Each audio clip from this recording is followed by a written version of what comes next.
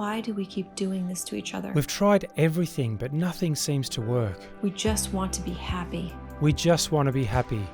We do it because we're stuck. We're stuck in old habits. We're stuck because we are holding on to the past. We're stuck because of subconscious patterns. We do it because our brain thinks change is not safe. We're stuck because we don't feel worthy of the love we really want. We're stuck because we are not aligned, our goals and values and purpose. We're stuck because of fear. Fear of pain, fear of rejection, fear of being alone. We're stuck in who's right and wrong. We're stuck because we are triggered. But underneath it all, we do it because of our brains. When we are triggered, we move away from our cerebral cortex where we process information and come up with solutions.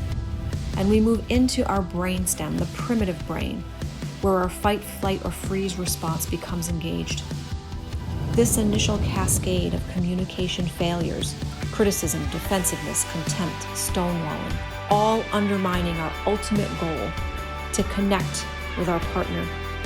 You end up feeling like nothing you say or do will ever work. So you do the research, read the books, go to counseling, but you still can't seem to integrate it, to change. Have meaningful change in your relationship and experience what fulfillment is. You need to catalyze new brain patterns, rewiring, restructuring the brain's neural pathways to create the meaningful change you've been searching for. It's time to catalyze your brain.